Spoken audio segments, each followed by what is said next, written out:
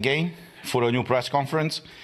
The reason why we call this press conference today is due to two disturbing statements that were said by the President of the European Commission, Ursula von der Leyen, during a press conference that she held on December 1st, 2021. And I want to quote exactly what she said in order to make sure that we set the record straight and people that will be watching us will understand why we call this press conference and why we have the positions that we will have. So the first thing is, when Ursula was asked by a journalist, what is she thinking about the green certificate, the digital green certificate and the boosters? She said, and I quote, "This was a huge success," end quote. When the same journalist asked about the fact that these green certificates will be valid for 9 months, while the discussion was that actually the vaccines are valid 6 months, she said, and I quote, "There's a grace period of 3 months offered, granted by the European Commission to the people who are vaccinated to exercise their fundamental rights." So this is the first issue. Second issue, she was asked about the mandatory vaccination that we've seen right now being pushed all across Europe. And when she was asked about this, she said the following, and I quote, and the reason why I'm quoting is, again, to make sure that everything is on record and everybody will know what we'll be talking about. So she said, and I quote, "If you're asking me what my personal position is, we have this pandemic, we have to leave, we have the life-saving vaccines, but they have not been used adequately everywhere, and these cause an enormous health costs. If you look at the numbers, we have now 77% of the adults from the European Union vaccinated, or if you take the whole population, is 66%. This means 1/3 of European population is not vaccinated. There are 150 million people. This is a lot. Not each and everyone can be vaccinated. So there are very small children, for example, or people with special medical conditions. But the vast majority of people could. And therefore, I think it is understandable and appreciated to lead this discussion now. How can we encourage and potentially think about mandatory vaccination within the European Union? This needs discussion. This needs a common approach. But it is a discussion that I think has to be led, she said, end quote. So since she's asking for a discussion that should be led across the European Union, we took this privilege, I would say, and we answered her invitation to start this debate. So this is the reason why I'm calling my colleague, Francesca Donata from Italy, to present you her position about what the President of the Commission asked us to discuss about. Thank you, Christian. Thank you, everybody. Good morning. I live in a country that is already implementing mandatory vaccination. In Italy, the government has introduced a mandatory vaccination for all workers in the health sector, for those in the school, university and job training sector, and for all workers in the army, police and firemen. All these workers are compelled to receive a complete vaccination against COVID-19 and booster doses to escape being placed on unpaid leave, regardless their immunity status. Having a strong natural immunity after recovery from the infection does not relieve anyone from the obligation when 6 months after the positive swab have passed. Moreover, even people with conditions that contraindicate vaccination are not exempted from the mandate, except for a few cases decided on the basis of an algorithm. Besides that, the government has just introduced an enhanced Green Pass, released only for vaccinated or recovered by 6 months, as requirement to access all restaurants, bars, cinemas, theatres and public events. It covers all people over 12 years. The basic Green Pass, instead, can be obtained even by paying COVID rapid tests, valid for 48 hours, and it's required to travel by all public transports, including local ones, to access all schools and universities, and to work in any public or private activity where vaccination is not mandatory. In my country, freedom of choice about personal medical treatments is denied, as people are blackmailed with losing their job or their freedom to travel or to study if they don't sign a consent to vaccination which is not free nor properly informed.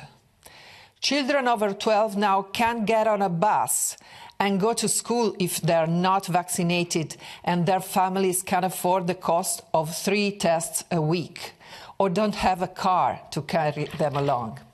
Many teenagers are experimenting myocarditis, pericarditis, and several are dying for sudden heart attacks, cerebral hemorrhage, or unknown reasons while sleeping, just after the jab. Now they're starting to inject children aged 5 to 11, as the EMA and the Italian Medical Agency have authorized the use of Pfizer jabs, even on them, by a decision based on a 1,500 children trial and a follow-up of a few weeks. In other European countries, the situation is similar, or even worse, like in Latvia, where unvaccinated members of the parliament are not allowed to have part in debates and to vote, or in Greece, where the government has proposed to fine with €100 every month all people over 60 if they will not get a shot. In Austria, there is a lockdown for the unvaccinated starting next week, and the draft law imposing mandatory vaccination for all people, including minors, with fines up to €7,200 or, alternatively, prison sentences up to 6 weeks for those who refuse. Last week, the President of the European Commission asked for a common approach in the EU to implement these measures in all countries. My reply is that the EU should reject all hypotheses of mandatory vaccination and discrimination of unvaccinated citizens, as the Council of Europe did in its resolution number 2361/21. On the contrary, supporting mandatory vaccinations, the EU would betray its fundamental principles and values of liberty, equality and protection of human rights. From that day on, being a member of the European Union would be a shame and a damnation for all democratic countries. Now the European Union has to make a choice. Will it keep being a democratic system or it won't? The Commission is open to turning authoritarian. We will see what the Council will decide. We are here to restore a union for freedom and human rights, not for shame. Thank you. Thank you. I'll invite now to the floor our colleague from the Greens. He's from Lithuania, Stasys Jakeliūnas. Thank you, Christian, and good morning, everyone. Now, some researchers, including medical researchers, call this pandemic PCR test pandemic. I agree with them, and I would add that this is also a pandemic of fear, because PCR tests are resulting in a number of cases, so-called COVID cases and COVID deaths, and this statistic is unreliable, confirmed by 3 statistical institutions in the European Union. Now, data, statistical data, and feeling of fear is manipulated to push all of us, including our children, into being vaccinated. Now, President von der Leyen called for mandatory, or discussion, I would be correct, for discussion on mandatory vaccination.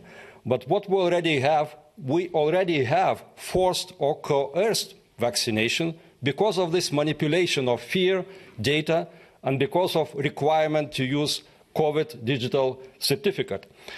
When asked to vaccinate, we are asked to trust in science.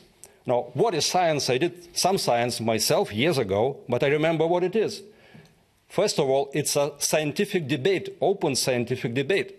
Now, where is the scientific debate on vaccination and other COVID issues, including the PCR test? I don't see any. Why? Because it's blocked. It's blocked in most of the media, and it's even censored on the global scale by some global networks. Now, I was born in the USSR. Actually, I was expelled from my home country before I was born because my parents were political prisoners during the Stalinist regime, and they were sent far away from the home country. I lived in the Soviet Union prison with the censorship, with the control for 30 years. I didn't imagine that we would be moving again somehow to the environment of the censorship and to the environment of the control. I was myself censored by the global network 3 times. Why? Because I asked questions, I proposed some discussion, scientific discussion, I initiated some discussion myself, and it was blocked, it was censored. Now, Commission President von der Leyen, I don't know if she is a victim of manipulation, data and fear manipulation, or is she manipulating herself? The scientists I trust and the data I analyze don't indicate that we need a vaccination for all, especially for children and young adults up to 50 years of age. There is no risk from this virus on a statistical basis to these age groups. Now, this censorship is quite dangerous because it's creeping into us, and if it continues to happen, I think we'll be living in something. We can call it global China, we can call it global Soviet Union, or we can call it global digital COVID land. Doesn't matter how we call it, but it's not a free world anymore. So we have to fight for the free world. We have to fight for our right to live in the free world and for our children's right to live in the free world. Thank you. Thank you, Stasis. Christine. Yes, good morning. Thanks again to all of you for your overwhelming support and encouragement you expressed to us in uncounted emails, private messages on social media. But please, do not consider me a hero. I'm not brave and I'm not courageous. I am simply doing my job. I was elected to Parliament to serve the people, to act on their behalf and in their best interest. And I couldn't think of a better way to serve your interest than to uphold freedom, democracy, and the rule of law. But I'm telling you, the vast majority of the elected representatives, they are selling you down the river. You know, instead of adjusting our concept of what constitutes fully vaxxed, we need to adjust our concept of what constitutes legitimate government. And governments forcing people into compliance are neither legitimate nor democratic by any stretch of the imagination. And it isn't about your health either. You know, pharmaceutical companies are about as interested in public health as the arms industry is in world peace. Now, some of you may argue I'm exaggerating. I'm misjudging the government's intentions. Granted, that is a possibility. But are you willing to take that risk? Can you afford this nonchalant attitude towards government, considering what we all stand to lose? Others may think, yeah, I kind of see where she's coming from, but nah, my government wouldn't do it. Well, not only would they, I'm telling you, they are already doing it as we speak. As Heraclit, a Greek philosopher living in the 5th century BC, once said, "The truth often evades being recognized due to its utter incredibility." So just because you cannot fathom your government having ill meanings towards you doesn't mean it is not true. And on the other hand, I'd much rather be wrong than sorry. But it's up to you. You need to decide what you will do. But keep in mind, whatever decision you do make, you will not only make it for yourself. This decision will be made for your children and your children's children as well. Your decision today will shape the society your children will have to live in. Your decision today will predetermine whether your children will live in a free and democratic society or if they will be subjected to a surveillancing police state. Now, I am determined to leave my children a free and democratic society, and this I will fight for tooth and nail. And should it be the last thing I do on this planet, so be it. So once again, dear government, bring it on. Let's see what you've got. I am not afraid of you. You will not be able to shut me up. You will not be able to force me into compliance. Oh, and one other thing, trying to buy me off, really? That isn't going to work either. So go ahead, offer me $1 million. Heck, make it $100 million. But you know what?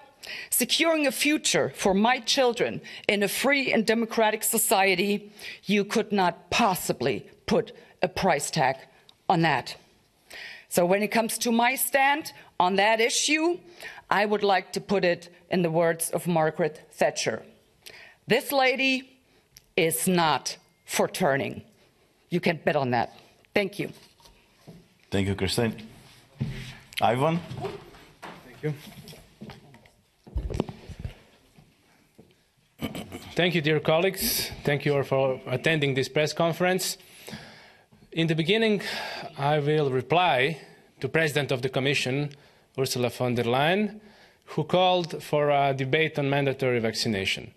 The answer is simple: no, you cannot mandate these medical products. And why you cannot mandate these medical products? Because data and science have shown us that these products are very far away from what was promised. I will repeat it over and over again. On 25th of February, here in Brussels, in European Parliament, there was a committee and 7 directors, CEOs from major pharmaceutical companies, from Moderna and AstraZeneca to Pfizer and Novavax, were there. And we, as MEPs, had a right to ask them questions about their medical products. And they said it had extreme efficiency, 90, 95%, all those high percentages. And 9 months later, what we see in the data, what science and statistics shows us, it shows us that the efficiency is far less than it was promised. This is the benefit. The efficiency is the benefit. And there are also costs to the benefit. What are the costs? The costs are also, of course, side effects. Every product has its side effects. So what does the science tell us about side effects? That there are more reported side effects, adverse reactions to these COVID vaccines than all the other vaccines combined in several decades. We have products of questionable quality, and this is why you cannot mandate them. You cannot mandate them. And when it comes to freedom, more and more I feel that our constitutional rights and our human rights have been kidnapped, and that we have to pay ransom every 6 months, 1 year. We have to pay ransom to get our freedoms back. This is simply unacceptable. Our rights are unalienable. That means that no kidnapper can take them from us. It's as simple as that. And we accept nothing else. I will make a short report on Croatia and Slovenia.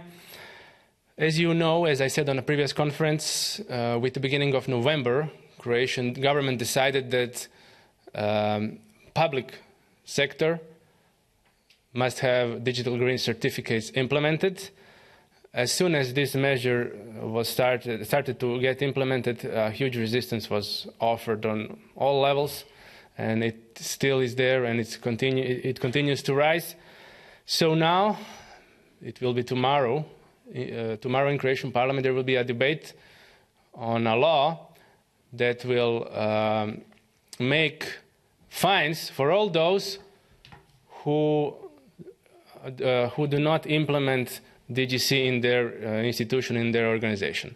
So the Croatian government goes further with this repression, with this unconstitutional situation.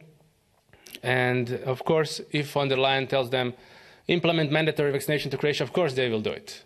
And they have always done whatever Brussels told them, no matter how illogical it was. So Ms. von der Leyen said that DGCs were a huge success. Well, this huge success was declared unconstitutional by the Constitutional Court of Slovenia just a few days ago. The Constitutional Court of Slovenia, and I have to emphasize this because, as my colleague said, there is a lot of censorship and information like this spread very slowly, so I will make a special address on this here. So the Constitutional Court of Slovenia made a ruling that the decision made by the government, which was, by the way, suspended up to a few days ago, that the decision made by the government of Slovenia that only the vaccinated and people who have recovered can come to their job, to their workplace, that the decision by the government is unconstitutional. So it's a huge victory for constitutional rights all over Europe, and this is one of the many court rulings on different levels, constitutional, lower levels, Supreme Courts, etc. And we need much more rulings like this. So this is a clear confirmation that the laws are still in power, human rights are still in power, but you have to fight. You have to submit a lawsuit, and you have to fight on this legal front, on activist front, on scientific front, and this is what we are doing, with what we will continue to do. Thank you. Thank you so much, Ivan. One death, it's a tragedy. 1 million deaths, it's statistics.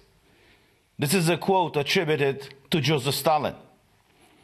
Now, when I was reading the quote of Ursula von der Leyen, of what she said in that press conference on December 1st, 2021, from the stage of the European Commission, where she said, and I restate it, there are 150 million people in Europe who are not vaccinated. I was completely shocked. See, when we look at the citizens of the European Union, we see not 150 million people who are vaccinated and the others who might be vaccinated. We look at 400 million individuals, persons with basic fundamental rights, which have the right and the liberty, or should have at least, in the current European Union, to decide if they want to get a medical treatment or not. So this press conference of the President of the European Commission, Ursula von der Leyen, it's a turning point for the Western civilization in the European Union. When we talk about the Western civilization, we don't talk about a geographical place. We are talking about a set of values that created what we call today Occident or Western world, that everybody is referring to, that a lot of billions of people from around the world are trying to get here. This is the reason why we have the issue of the illegal immigration all over the place. Because this is the only place in the world that created and creates prosperity for people. And the reason why it's doing that is because it's accepting every person. And it is acknowledging these basic fundamental rights that we all have. This is the reason why people are not trying to run in China or in Russia, where you see dictatorships and tyrants. People from there are trying to come here because they are pursuing freedom. So what we heard on December 1st. This is changing. It's a game changer for everything related to the European Union. We've seen in the past 2 years and a half, since the current president of the Commission is leading the European Union, unbelievable attacks to the sovereignty of the member states of the European Union. But what we've seen now, and this is unprecedented, she's questioning, this is the problem, and I repeat, she is questioning the basic fundamental rights of every citizen, of every human being living inside of the European Union. Because if she's raising the issue, let's talk about the mandatory vaccine, let's have a discussion. Discussion about what? About forcing people to do something against their will, or to accept their freedom of choice. And as it is done always in these EU institutions, everything is a compromise. We've been part of the debates in the parliament. Everything that people say here, everything that majority of the people vote, is not a matter of right or wrong. No, let's have a compromise. What I'm asking the European citizens, where do you draw the line? Where do you compromise? How much of that power you want to give to the European Commission, to unelected bureaucrats, to decide against your will what to be vaccinated with in order to live a free citizen, if you can call it that way, as Ivan said. So what she's doing right now, it is an attack to even the existence of the European Union. Because if you go in the Treaty of the European Union, Article 3 says the following, and I quote, "The Union shall offer its citizens an area of freedom, security, and justice." Freedom is not an abstract concept. Freedom, liberty, it's individual. It's personal. The government cannot say, well, you have the choices between A and B. No, I want to be the one making those choices. You have to create for me an environment where I can exercise my right to choose. It's not you giving me options. It's me choosing my own options. So for us, it was mind-boggling to hear, even from the highest level in the EU, Ursula von der Leyen coming publicly and say, well, let's have a debate about it. Debate about stripping the basic fundamental rights of all the human beings living inside of the European Union. There's another article in the Treaty of the European Union, Article 6, that says the following, and I quote, "The Union recognizes the rights, freedom, and principles set out in the Charter of Fundamental Rights of the European Union." And here's the first page of that charter. The first article is talking about human dignity. You see, it's not talking about the state. It's not talking about the Commission, about the Parliament, or the Council. The first article of this charter is emphasizing the role of human dignity and says human dignity is inviolable. It must be respected and protected. Article 2 is talking about the right of life. But Article 3, it says the following, and I quote, "Everyone has the right to respect for his or her physical and mental integrity. In the fields of medicine or biology, the following must be respected in particular: the free and informed consent of the person concerned according to the procedures laid down by the law." And I repeat that. The free and informed consent of the person. These are the basic values, the fundamental values that are the foundation of the European Union. Now, if she is challenging the foundation of this union, which was not based on institutions or governments, it was based on creating, as the treaty says, an area for its citizens, an area of freedom, security, and justice. Well, how can you have justice? How can you have security anymore if you are violating the basic fundamental rights of the EU citizens? I heard and I saw articles in the media saying, well, you know, some people from the right are contesting this. Look at us. I'm from the, let's say, the right side of the parliament. Christine is from the right. Francesca and Ivan are from the non-affiliate. But Stasis is from the left, Greens. See, it's not a matter of right or left. It's a matter of right and wrong. And clearly Ursula von der Leyen, what she's doing right now, is wrong for the European Union, and it is wrong for the people living inside of the European Union. The reason why we wanted to have this first press conference about what she said is just to raise these issues, and we can guarantee you that this will not be the last one in regards to this. And before I close, I want to say a few more things. This Sunday, I was present at a huge protest that took place here in Brussels. March for Freedom. Over 120,000 people, according to many people who counted everybody who was present there, participated at this meeting. I want to congratulate and thank everybody who participated at this meeting. Many people came from far away from Belgium and even from outside of Belgium. They came here in Brussels to march for freedom. These people wanted to be free. They want to make their own choices. I met in that group people who were not vaccinated, but I met people who were vaccinated. And I asked them, why are you protesting? Because I want to be free.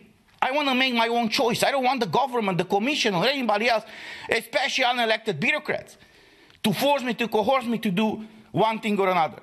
Nevertheless, I want to thank the firefighters who led the huge crowd. They've done an outstanding job. And unfortunately, they were met with water cannons in front of the European Commission. What shocked me when I got there, the European Commission was surrounded by barbed wires. So it was the Commission, a line of police officers, geared up for war, a barbed wire, and the people. We haven't seen this kind of images in the European Union. Us, that are from the East, we've seen it before, but not here. And since this will be the last press conference for this year, I want to tell all of you guys, do not be afraid.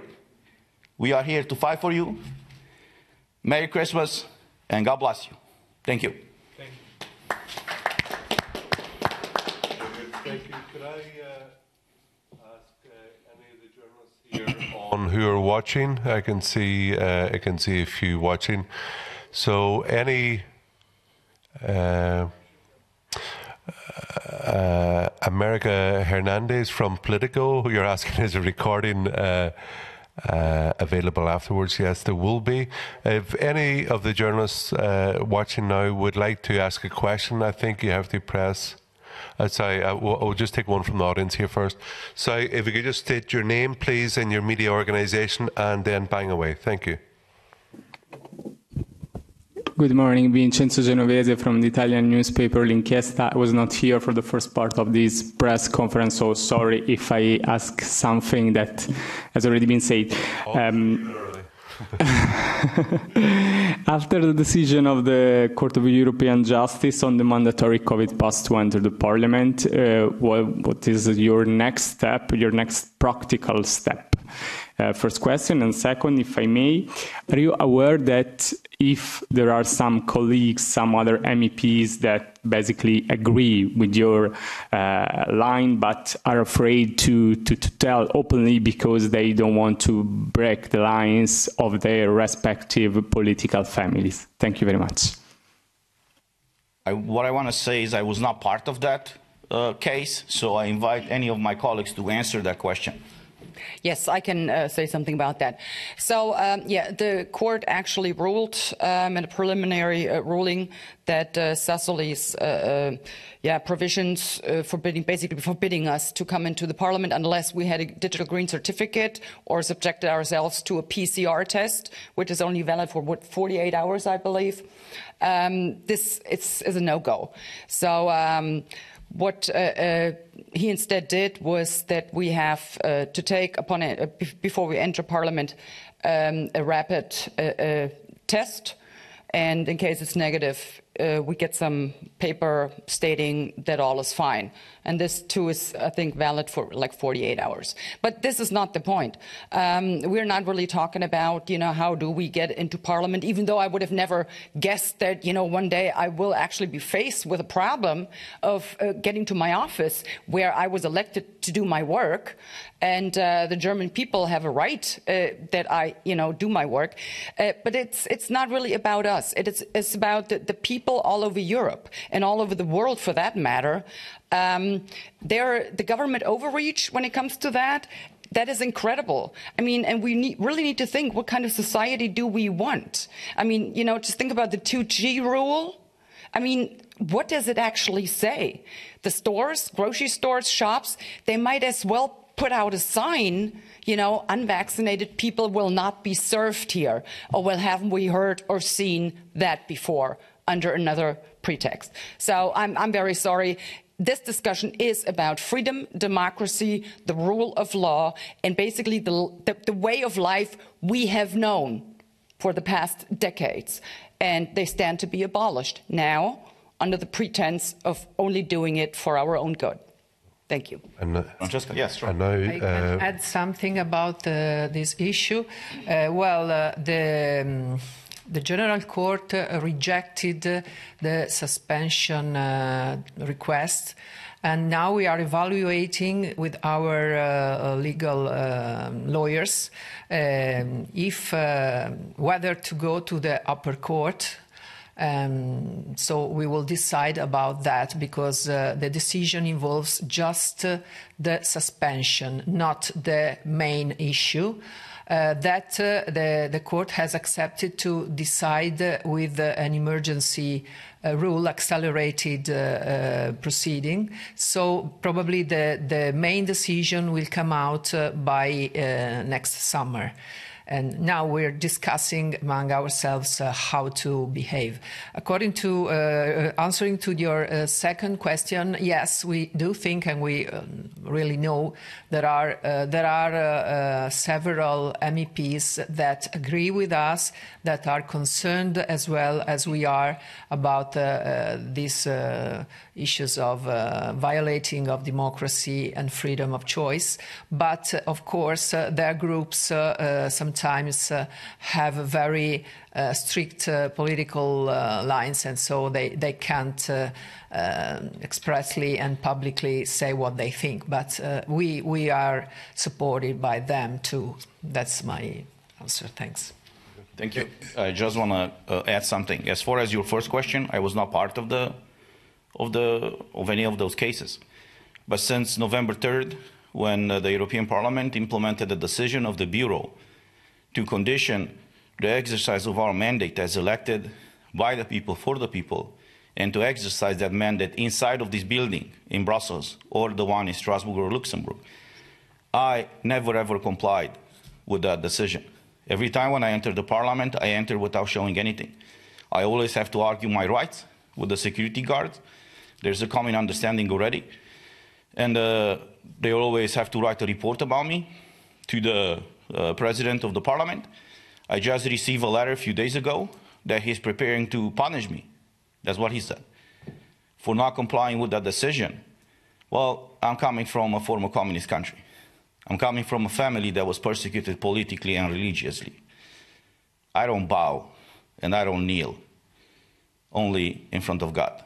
So if they want to punish me for exercising my right and for defending the freedoms of all in EU, let's do it. But at the end of the day, and this is regarding to your second question, at the end of the day, it's up to the European citizens. What do they want to do? Yes, there are plenty of MEPs in this building who are supporting us.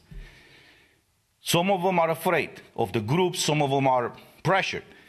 But the basic line is this: it's up to the EU citizens. So if any of you guys from EU are watching us, get in touch, your MEP, and tell your elected officials, your elected members of the parliament from your own countries, to come and support, not us, to support your rights, because that's the reason why they were elected here.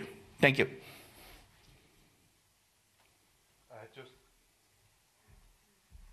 Would you like the follow-up question?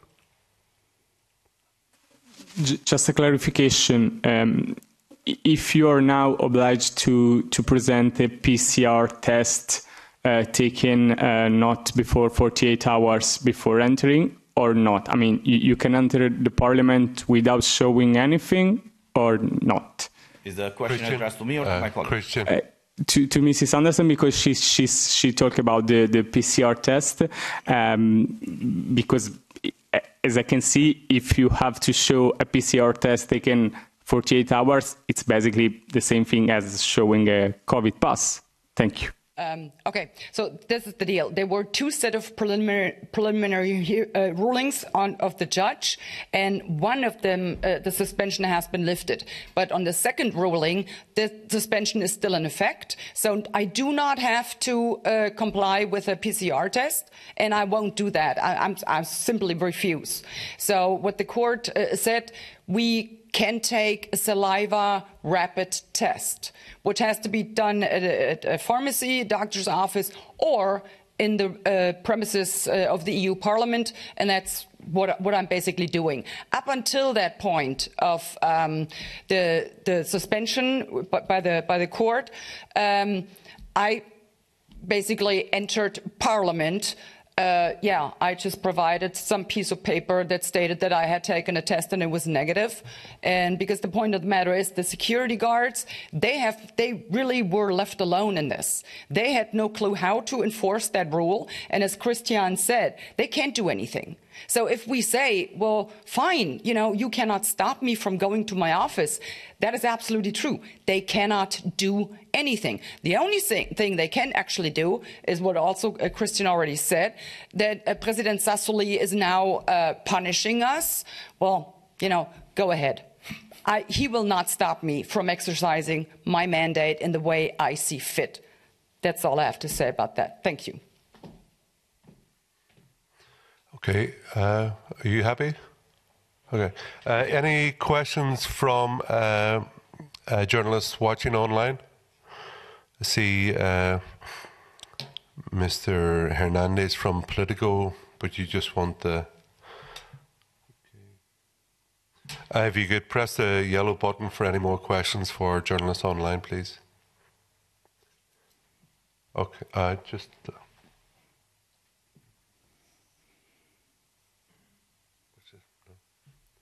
Okay, everybody, thank you very much. My name is Herman Kelly, and on behalf of the MEPs present here, I'd like to thank you for coming here today and for logging in online to follow the press conference.